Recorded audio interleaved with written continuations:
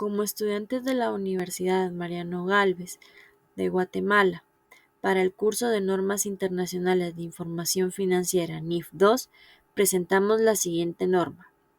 Norma Internacional de Contabilidad número 12. Impuesto a las ganancias. El equipo de trabajo está conformado por los maestrandos Flor Aldana, Diana Pérez, Luis Chacón, Kelly Bautista. Objetivo. El objetivo de esta norma es el poder prescribir el tratamiento contable al impuesto de las ganancias, tanto corrientes como diferidos. Busca que las entidades puedan reconocer las consecuencias fiscales, tanto futuras como actuales, que se derivan de las transacciones económicas, lo que nos asegura que los estados financieros puedan reflejar de forma adecuada estas obligaciones o derechos tributarios. El alcance de esta norma es el poder aplicar el tratamiento contable a los impuestos sobre las ganancias, que comprenden todos los impuestos, tanto nacionales como internacionales, que se basan en ganancias fiscales. También cubre el tratamiento contable en los impuestos diferidos que surgen de las diferencias temporarias entre los valores contables y fiscales de los activos y pasivos. Se aplica a los estados financieros individuales como consolidados y no va a aplicar esta norma si los impuestos no están basados en las ganancias, por ejemplo, el IVA, y los dividendos cuando el impuesto relacionado no sea atribuible al resultado. Para poder comprender mejor esta norma, les vamos a dar a conocer algunas definiciones, como lo que es la ganancia contable, que es la utilidad o pérdida neta del periodo antes de deducir el gasto por los impuestos a las ganancias fiscales o pérdidas fiscales. Es la ganancia o pérdida fiscal del periodo que se calcula conforme a las normas fiscales sobre las que se determina el impuesto a las ganancias a pagar o recuperar. El gasto o el ingreso por el impuesto a las ganancias es el importe total incluido en el resultado del periodo por impuestos corrientes y diferidos. Los impuestos corrientes es el importe a pagar o a recuperar por el impuesto a las ganancias correspondientes a las ganancias fiscales del periodo corriente. Los pasivos por impuestos diferidos. Estos son los importes de los impuestos sobre las ganancias que se pagarían en el futuro por las diferencias temporarias imponibles.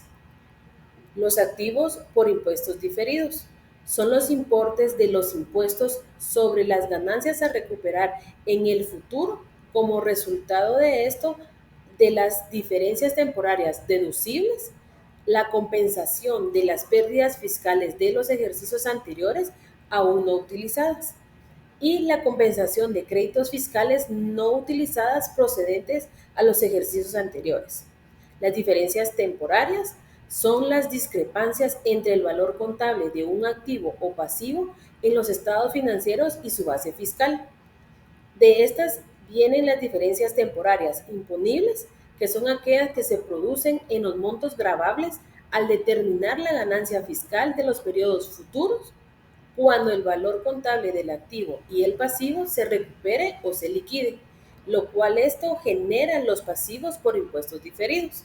Mientras las diferencias temporarias deducibles son aquellas que se producen de los montos deducibles al determinar la ganancia fiscal de los periodos futuros cuando el valor contable del activo o pasivo se recupere o liquide. Esto genera los activos por impuestos diferidos.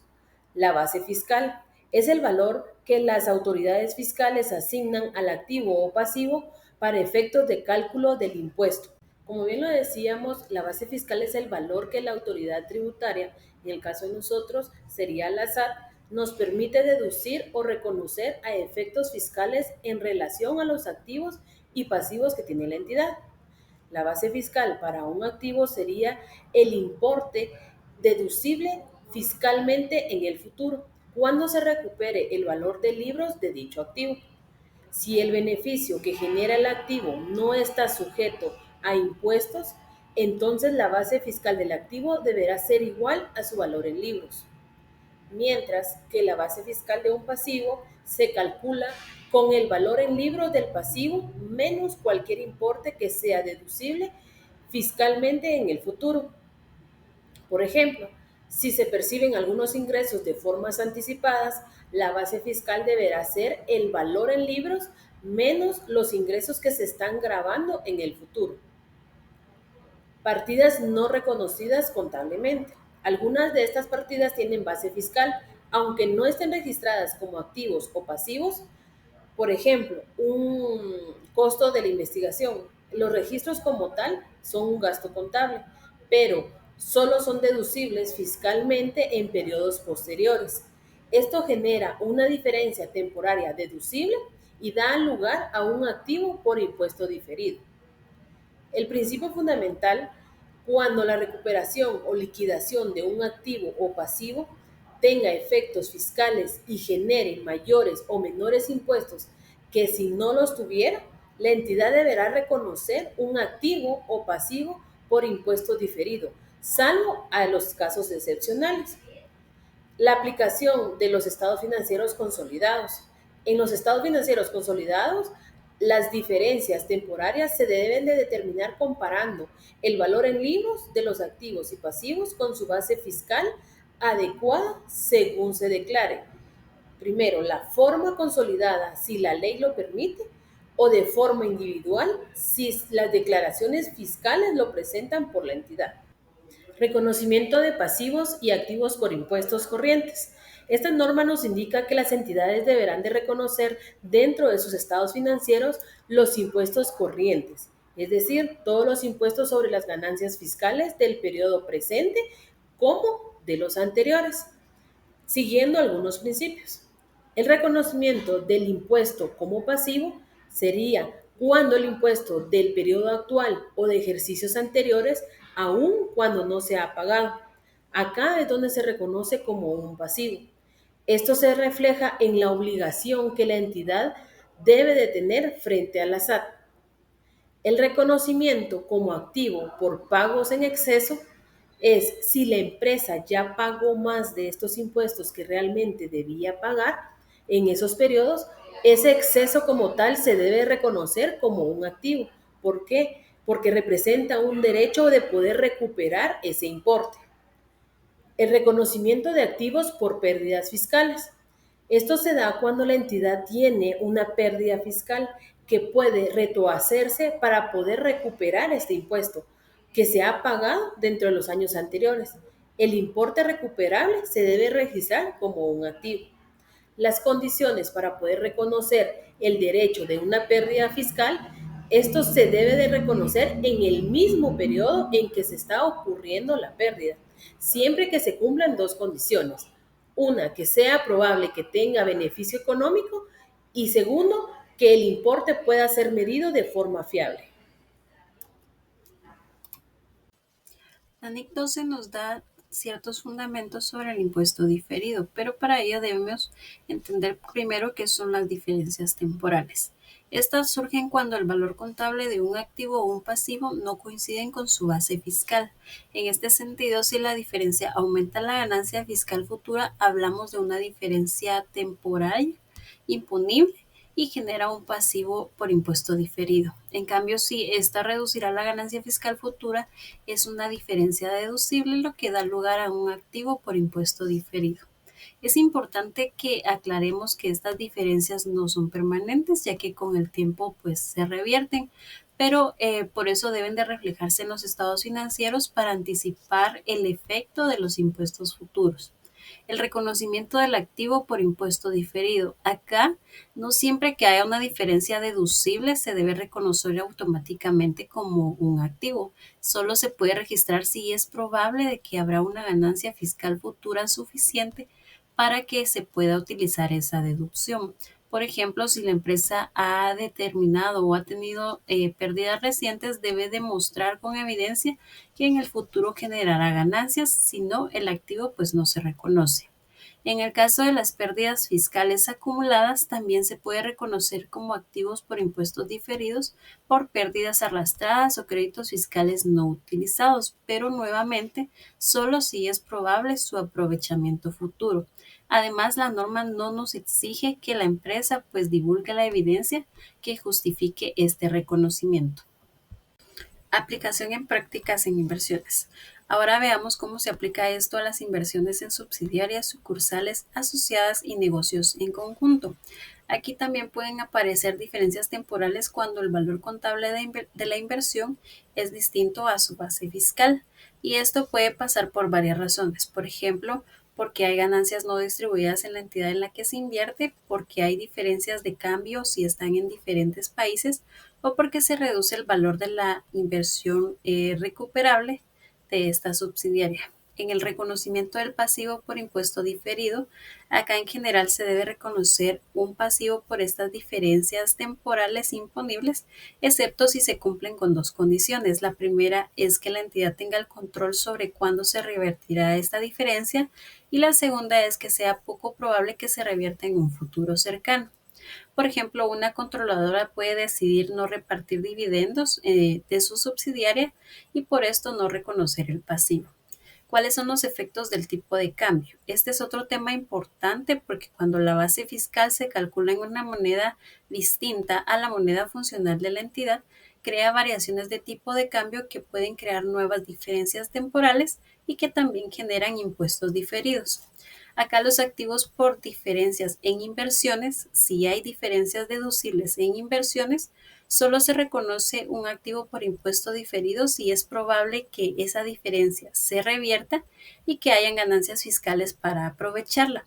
Si bien como vimos anteriormente, en este caso también se requiere el juicio profesional y evidencia que pueda respaldar esta decisión.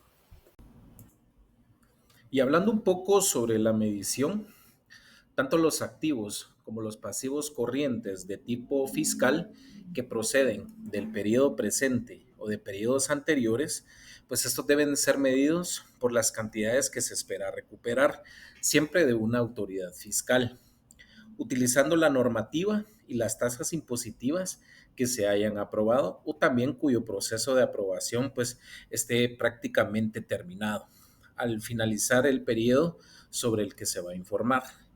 También, si los activos y los pasivos por impuestos diferidos deben medirse empleando pues tasas impositivas que se espera que apliquen en el periodo en el que el activo pues se realice o bien en el que el pasivo se cancele, basándose también en las tasas y leyes fiscales que al final del periodo de presentación hayan sido pues aprobados o bien prácticamente aprobadas o terminando el periodo de aprobación. Continuando con la exposición, vamos a hablar sobre el reconocimiento de impuestos corrientes y diferidos. La contabilización de los efectos fiscales, tanto del periodo corriente como también los diferidos o posteriores periodos de una determinada transacción o suceso económico, tiene que ser coherente con el registro contable de la transacción o bien el suceso correspondiente. También tenemos dentro del reconocimiento pues las partidas reconocidas dentro del resultado y pues por ejemplo el impuesto y el impuesto corriente y diferido se va a reconocer como un ingreso o gasto e incluirá y se debe incluir, perdón, en el resultado del periodo, a excepción de la medida en el que el impuesto pues surja de los siguientes factores. Primero, puede ser pues una transacción o suceso que se ha de reconocer dentro del mismo periodo o en otro diferente, fuera del resultado, ya que en otro resultado integral eh, puede darse directamente en el patrimonio.